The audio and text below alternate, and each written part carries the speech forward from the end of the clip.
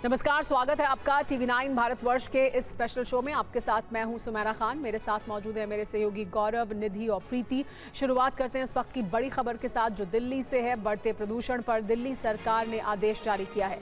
दिल्ली में सिर्फ BS6 diesel वाहनों को ही एंट्री मिलेगी। दिल्ली में BS6 से नीचे की गाड़ियों को एंट्री नहीं है। दूसरे राज्यों के BS6 से नीचे के वाहनों के लिए निर्देश जारी किया गया है। अन्य राज्यों की 2020 से पुरानी गाड़ियों की एंट्री भी बैन है। PUCC सर्टिफिकेट न होने पर पेट्रोल भी नहीं मिलेगा दिल्ली में।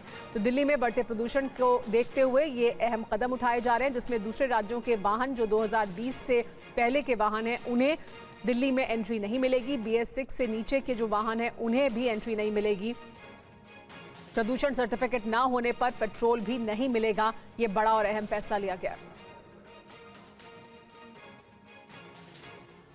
और बढ़ते प्रदूषण पर दिल्ली के पर्यावरण मंत्री सिरसा ने माफी मांगी है। प्रदूषण पर मनजिंदर सिंह सिरसा ने माफी मांगी। 9-10 महीने में प्रदूषण दूर नहीं कर सकते, ये उन्होंने कहा अपनी सफाई में। आम आदमी पार्टी की सरकार से बेहतर किया सिरसा ये भी कहते हुए आम आदमी पार्टी और कांग्रेस ने बीमारी फैलाई है, ये सिरसा कहते हुए वो प्रदूषण को बीमारी कह रहे हैं और कह रहे हैं कि बीमारी आम आदमी पार्टी और कांग्रेस ने फैलाई है। आम आदमी पार्टी के राज में ज्यादा प्रदूषण था। सिरसा यहां अभी भी आम आदमी पार्टी को ही कटघरे में खड़ा करते हुए हर महीने हम बेहतर देने में कामयाब हुए। मैं दिल्ली के लोगों से माफी मांगता हूं, इतना कहना चाहता हूं 9-10 महीनों में कोई सरकार आपको पूरा का पूरा पोल्यूशन को साफ कर सके ऐसा असंभव है। लेकिन मैं दिल्ली वासियों आपको बताना चाहता हूं, आम आदमी पार्टी की सरकार जो बेईमानी करके चल कर गई है, हमने उससे बेहतर करके हर दिन का AQI कम करा है और इसी तरह अगर कम करते जाएंगे तो ही दिल्ली को साफ हवा देनी संभव है। ये 12-10 साल की आम आदमी पार्टी की बीमारियां, 11 साल की और 15 साल की कांग्रेस की बीमारी जो है, जो अभी राहुल गांधी और प्रियंका गांधी जी मास्क लगाकर कहने की बातें कर रहे हैं। मैं राहुल और प्रियंका जी से पूछना चाहता हूं, कहां थे आपके मास्क पिछले साल इससे ज्यादा पोल्यूशन था और आज इनको ये सब बातें याद आई हैं। बिल्कुल पोल्यूशन दिल्ली में है। पोल्यूशन की बीमारी दिल्ली के कारण बच्चों की सेहत के ऊपर खात्मा कर रही है, नुकसान कर रही है, लेकिन ये बीमारी आम आदमी पार्टी की हमें दी हुई है, जिसको हम ठीक करने का काम कर रहे हैं। और जितेंद्र भाटी हमारे संवाददाता ज्यादा जानकारी के साथ जुड़ चुके हैं। जितेंद्र, देखिए प्रदूषण तो इनके मैनिफेस्टो में भी था, बीजेपी के जब ये चुनाव लड़ रहे थे। आप जब पानी सिर के ऊपर जा रहा है, लोग लगातार सरकार से सवाल पूछ रहे हैं, तब आपको याद आ रहा है कि 7-8 महीने में हम प्रदूषण दूर नहीं कर सकते, फिर आप माफी मांग रहे हैं। कोई एक्शन प्लान भी रखा है क्या सिरसा ने कि कब तक और ज्यादा ये प्रदूषण कम कर पाएंगे जितना वो दावा कर रहे हैं उससे? देखिए, बिल्कुल इन्हीं सवालों को हमने जो है दिल्ली के पर्यावरण मंत्री हैं मनजिंदर सिंह सिरसा, उनसे भी पूछा तो उन्होंने कहा कि हम इस बात से इनकार नहीं करते दिल्ली में प्रदूषण नहीं है, प्रदूषण है।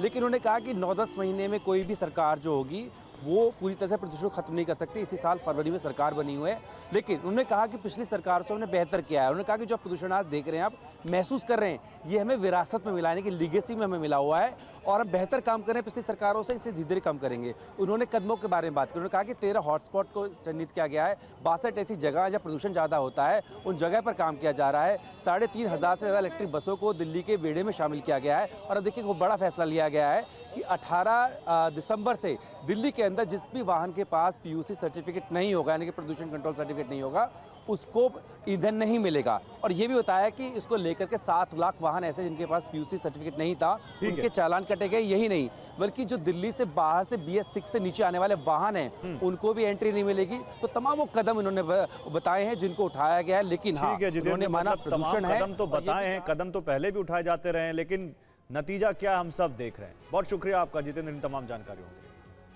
वहीं राजधानी दिल्ली में बढ़ते वायु प्रदूषण के खिलाफ आज आम आदमी पार्टी ने विरोध प्रदर्शन किया। प्रदूषण तुझको नहीं तो टेम्परेचर से। देखिए किस तरह से थाली पीटकर आप कार्यकर्ताओं ने दिल्ली सचिवालय के बाहर प्रदर्शन किया। सौरभ भारद्वाज के नेतृत्व में हुए इस प्रदर्शन के जरिए दिल्ली सरकार की कार्यशैली पर सवाल उठाए गए। प्रदूषण तुझको नहीं तो टेम्परेचर से। प्रदर्शन के जरिए ये आरोप लगाए गए कि प्रदूषण के आंकड़ों को छिपाकर दिल्ली सरकार हालात को बिगाड़ रही है।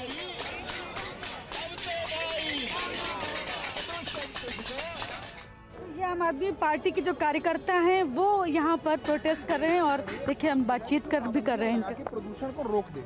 एक ऐसी सरकार है जो सो रही है और नॉन साइंटिफिक, बल्कि मैं कहूँगा एंटी साइंटिफिक है, जिनको AQI कहना नहीं आता। कभी उसको वो IQ कहती हैं, कभी IQI बोलती हैं, कभी वो उसको टेम्परेचर कहती हैं। अरे भाई, भगवान बचाए ऐसी मुख्यमंत्री से, तो ऐसे चल नहीं पाएगा।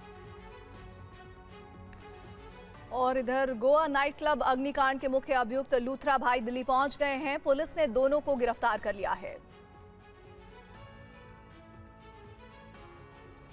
गोवा नाइट क्लब के मुख्य अभियुक्त सौरभ और गौरव लूथरा दिल्ली पहुंच गए हैं। सूत्रों के मुताबिक गोवा पुलिस की एक टीम ने दोनों को एयरपोर्ट पर गिरफ्तार कर लिया है। दोनों को दिल्ली कोर्ट से ट्रांजिट रिमांड पर लेकर गोवा ले जाया जाएगा। इससे पहले गोवा नाइट क्लब के मालिक गौरव और सौरभ लूथरा को भारत डिपोर्ट कर दिया गया। लूथरा ब्रदर्स की पटियाला हाउस कोर्ट में पेशी से पहले एक वकील ने दावा किया कि अभियुक्त लूथरा बंधु ट्रांजिट रिमांड के दौरान जमानत याचिका दाखिल कर सकते हैं। अगर ऐसा होता है तो वो पीड़ित परिवारों की ओर से याचिका का विरोध करेंगे। 6 दिसंबर को नॉर्थ गोवा के अरपोरा में लूथरा ब्रदर्स के Birch by Romeo Lane night club में आग लगने से 5 टूरिस्ट समेत 25 लोगों की मौत हो गई थी। गोवा पुलिस का कहना है कि आग लगने के 90 मिनट के अंदर ही भाइयों ने थाईलैंड का टिकट बुक कर लिया था। लूथरा बंधु सुबह 3 बजे दिल्ली के इंदिरा गांधी इंटरनेशनल एयरपोर्ट पहुंचे और 5:30 बजे की इंडिगो फ्लाइट से फुकेट के लिए रवाना हो गए थे।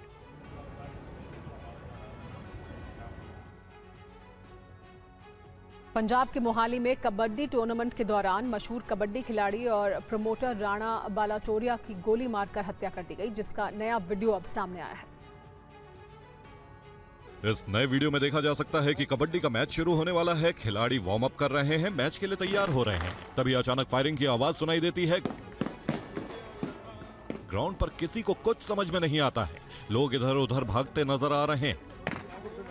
सोमवार को मोहाली के सोहाना साहिब में चल रहे कबड्डी टूर्नामेंट के दौरान बाइक और बोलेरो से आए हमलावर सेल्फी के बहाने राणा बालाचौरिया के पास पहुंचे और बेहद करीब से सिर में गोली मार दी। मोहाली में हुए सनसनीखेज वारदात ने खेल जगत से लेकर सियासत तक को झकझोर कर रख दिया है। कुछ ही घंटों के भीतर इस हत्याकांड ने नया मोड़ तब ले लिया जब बम्बिहा गैंग ने सोशल मीडिया पोस्ट के जरिए इसकी जिम्मेदारी लेते हुए सिद्धू मूसेवाला की हत्या से जोड़ दिया। सोशल मीडिया पर वायरल पोस्ट में बम्बिहा गैंग ने दावा किया कि राणा बालाचौरिया की हत्या सिद्धू मूसेवाला के कत्ल का बदला है। पोस्ट में आरोप लगाया गया कि बालाचौरिया ने मूसेवाला के हथियारों को पनाह दी थी और उनकी मदद की थी। हालांकि इस पोस्ट को लेकर पुलिस की तरफ से कोई आधिकारिक बयान सामने नहीं आया है।